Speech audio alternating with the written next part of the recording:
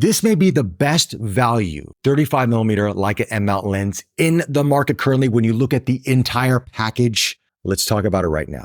What's up, guys? We are talking about the Thypoch Simera 35mm f1.4 aspherical FLE lens. That's right, a floating element inside of this lens under $1,000 US, around $600 to $700 respectively. You're thinking, what else is an FLE? The Leica Summilux 35-1.4 FLE close focus lens. We are going to talk about how these two perform against each other. I'm not going to make a clickbait video about this is the Leica killer lens, etc., as maybe some people will do out there. That's not the way I want to play this game. Reason being is this: what Leica has done over the years, especially with a 35 Summilux, look, people can get close, but it's still Leica Summilux. People paid the money for this lens, for the optics, for the performance, for the value that it holds, and because it's tried and proven. Simple as that. If you are someone who's a diehard Leica fan, you may not look at the Thypoch. You may say, oh, that's nice. Or you may be looking for something a little bit less expensive to take with you if you're traveling around, but you still want a good 35-1.4.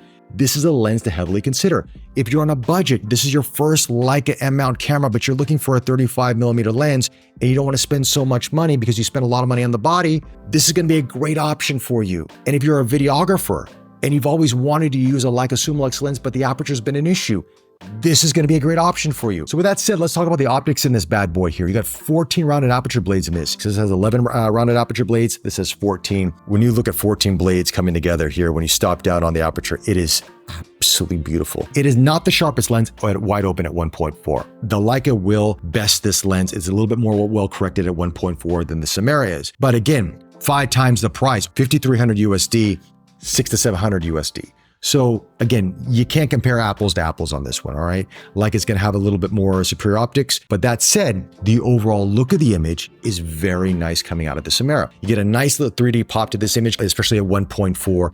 It looks nice, the fall off is great, the bokeh is creamy. It's a really good performing lens and it looks absolutely beautiful. Again, sharpness, the Leica will beat it, but I expected to beat it at 5 times the price. But at this price point, I'm really well impressed. But now when you stop down, everything gets better, everything gets sharp, as most lenses do. But I like to compare lenses at 1.4 because that's what you're paying for. You're paying for that fast aperture, you're paying for that performance. How do they compare to the benchmark?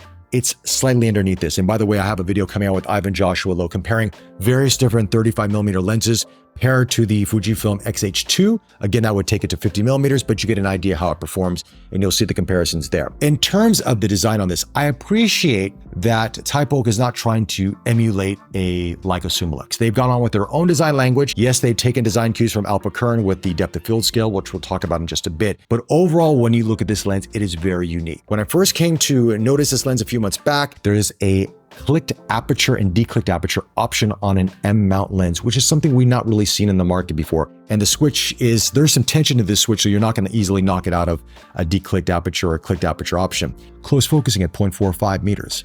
Very close to the 0.4 on the Leica.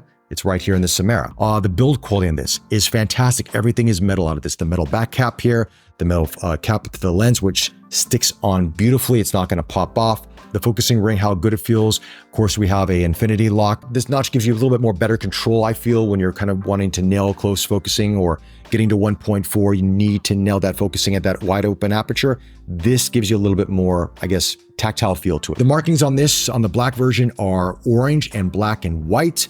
On the silver version is a little bit different on that, and we'll talk about that in terms of the design language, but for the most part, the black is very sleek. It's got more of a semi-sheen to it. So if you're going to match it to, let's say, a black Leica M camera here, I'll put it to the M7, for example. The M7 is more matte, and this is very reminiscent of a lot of the new Leica cameras as well. This is going to have a little bit of a sheen, but it doesn't stick out like a sore thumb. It does blend in beautifully. But if you have a black paint MP or black paint M10R, this is going to look good on that camera. Let's talk about some other design attributes to this lens, and that is the depth of field scale on this. One thing I like about this is it makes it very easy for newcomers to M mount lenses, manual focus lenses, to understand depth of field scale depending on your aperture. So if you're 1.4, it's a very shallow depth of field. But as you stop down, you're going to notice that it does the red dots fill up the pattern there. It lets you know this is going to be your depth of field. This is what's going to be in focus. So that's going to help you out a lot if you're new to this. Also, visually is just different. I mean, even for someone who's shot Leica lenses for a long time, it's a lot easier to use than this. This, you have to have numbers. You have to kind of gauge by numbers, but this gives you a better idea visually. So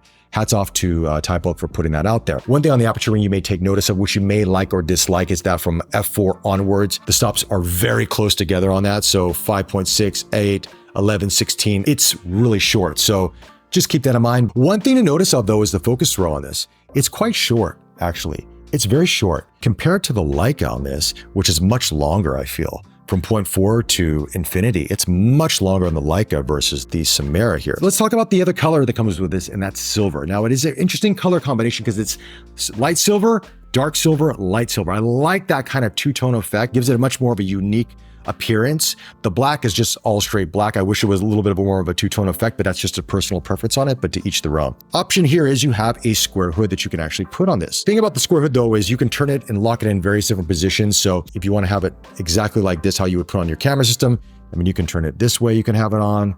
I mean, it's a little bit neither here nor there. I just wish it was one way you can lock it on and that's it. And in terms of mounting it to the M camera, actually with the hood, there's really nothing coming into play. You got the cutout there so you can actually see it, but even without the hood, it's very, very minimal at best. I mean, you just see a little bit in the bottom right-hand side, but nothing that's going to impede on capturing your subject or framing your subject respectively. So keep that in mind. Are there any cons of this lens or something you need to take note of? A couple things. First and foremost, there have been some reviews testing it with film cameras, especially the Leica M3. They did mention it's a bit of a problem putting that lens on this camera system, and I'll tell you why. When you look at this real quick here, I'm just gonna take this off so you can actually see it. There is this lens release button right here. You see that there, right? There's this ring guard around that.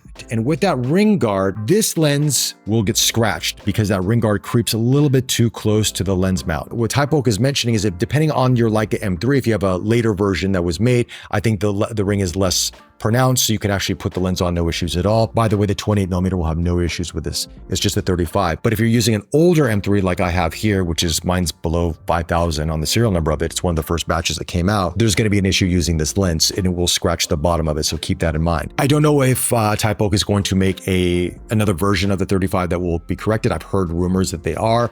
They did not tell me that personally, but they did say just on older M3s, it probably won't be compatible. Also, if we are using the M5 here, the M5 has got a very interesting light meter that kind of protrudes when you cock it. So based on that, you know, collapsible lenses don't work well with this camera system. And because this actually has a protruding rear element based on the close focusing on it, I'm not too sure if this would work with the M5. I haven't tried it. Again, if you have, let me know in the comment section below. But there is something else to take note of on this, and I'm going to put it here to the SL2S to give you an idea what I'm talking about quick here. That is the close focus option on this. Now, when you go from 0.7 to 0.45, there's a bit of a notch that you fill in the lens here. And what happens is that it jumps. So a lot of times when you're shooting with the mirrorless system, you know, you may be in that 0.5 range or 0.6 range or 0.7, and you want to hit focus with it. With the focus peaking, it kind of jumps. You're going to have to step back or go forward a little bit to sort of alleviate that. This is a first world problem, by the way, but it's just something to take note of. The Leica Summilux also has this, but it doesn't feel as pronounced as it does on the Simera. Personally, I wish there was a switch you could just click to lock it at 0.7, so you just use it on a rangefinder and it never goes beyond that. Or you can click a switch and it would go off and you can use the entire range without any sort of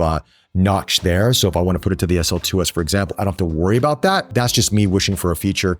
Maybe they'll do something like that in the future, who knows, but that's just something that I found with it. Again, these are not deal breakers. These are just things that I noticed using the lens over the past couple of weeks. As an entire package, build quality, metal, square lens, 2 caps, rear body cap, close focusing, FLE, a spherical, 35mm f1.4 at a price point under $1,000 US. This is a very attractive lens and arguably the best value 35mm Leica M mount lens on the market when you take all these into consideration. Anyway, guys, those are my thoughts on the Simera 35 1.4. Let me know your thoughts in the comment section below. Are you interested in picking this lens up? Do you own one? What are your thoughts on owning it? Love to hear from you guys. If you like this video, hit that like button, subscribe to the channel. More content on the way. Thanks again for the support, guys, and I'll chat to you soon.